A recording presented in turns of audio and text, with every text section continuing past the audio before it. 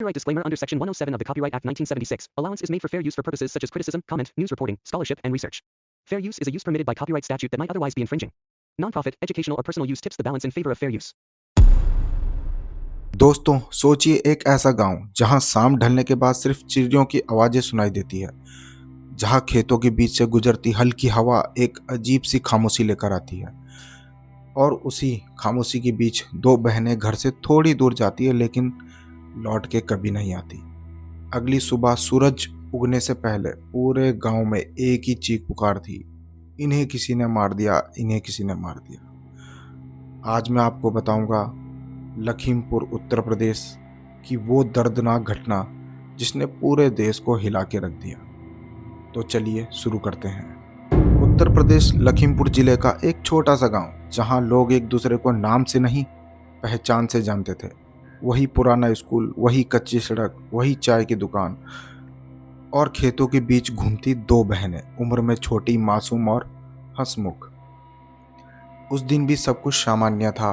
घर में खाना बन रहा था, पिता खेत में थे और दोनों बहनें शाम के समय घर से निकली।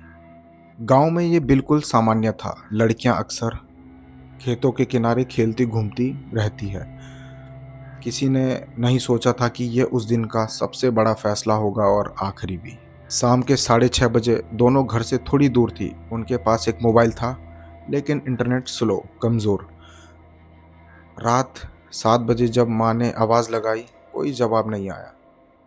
7:15, 7:45, 8:10 जब समय ज़्यादा होने लगा तो परिवार को चिंता होने लगी कि बेटियां कहाँ गई।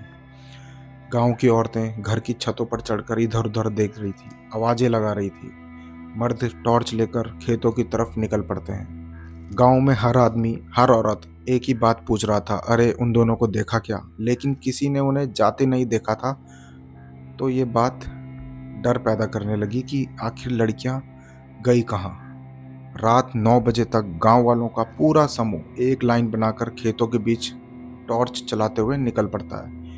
कहीं कपड़ा मिलता है, कहीं पैरों के निशान। हर कदम पर डर बढ़ रहा था।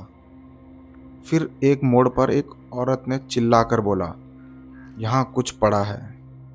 सब लोग वहां दौड़े, पर वहां पर सिर्फ एक दुपट्टा पड़ा था। दुपट्टे को पहचानने में 1 सेकंड लगा और उसी सेकंड गांव में चीखें गूंज उठी, पर लड़कियां नहीं मिली।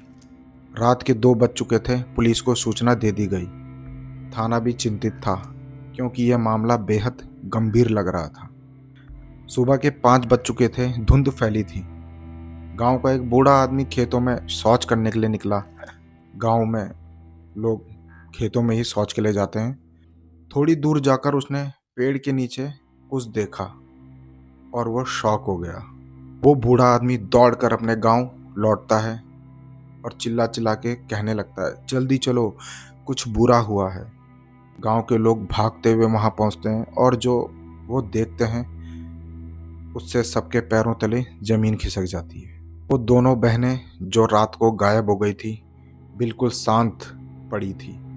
यह साफ दिख रहा था कि ये कोई हादसा नहीं, ये एक मर्डर है। ये योजना बनाकर किया गया एक अपराध है। दोनों बच्चों की माँ ये सब देखकर वहीं पर बेहोश हो जाती है। चारों तरफ सिर्फ रोने की आवाज़ें थी। गांव ऐसा था जैसे किसी ने उसकी धड़कन ही छीन ली। District police, forensic team, dog squad सभी वहां पहुंच गए। पहला सवाल यह था कि कौन था आखिरी व्यक्ति जिसने इन लड़कियों को जिंदा देखा था। जवाब मिलता है कि कुछ लड़के थे जो अक्सर वहां मौजूद रहते हैं। लड़के गांव के ही हैं। उनकी उम्र है 18 से 22।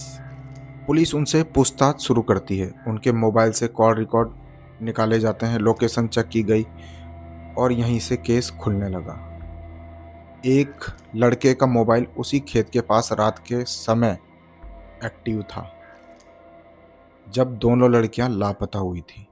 शक के घेरे में आए उन लड़कों से जब कड़ी भाषा में पूछताछ हुई तो पहले ने कहा, हम कुछ नहीं जानते। पर पुलिस की सख्ती के आगे कौन टिक सकता है। वो लड़का टूट गया। उस लड़के ने बताया कि वो शाम को वहीं घूम रहे थे। उन्होंने लड़कियों को देखा, बहला फुसलाकर पास बुलाया। और उन्हें छेड़ने लगे। मामला बिगड़ गया, लड़कियां चिल्लाने लगी और फिर सब काबू से बाहर होने लगा। बाकी लड़कों ने भी बयान में पहली बार सच स्वीकार कर लिया था। ये एक किडनैपिंग हत्या का मिला जुला मामला था। पूरा प्लान नहीं था, पर अपराध भारी था और सब कुछ बेकाबू होकर हुआ।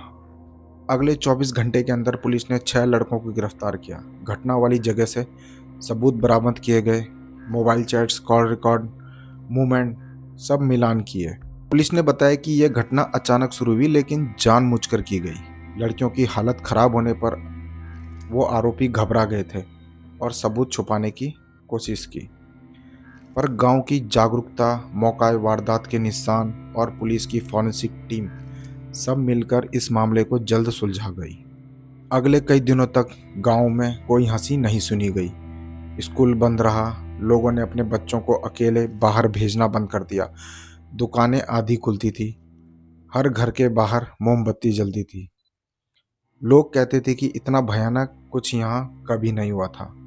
माँ रोज उसी पेड़ के नीचे जाकर बैठ जाती थी। पिता बिल्कुल चुप हो गया था।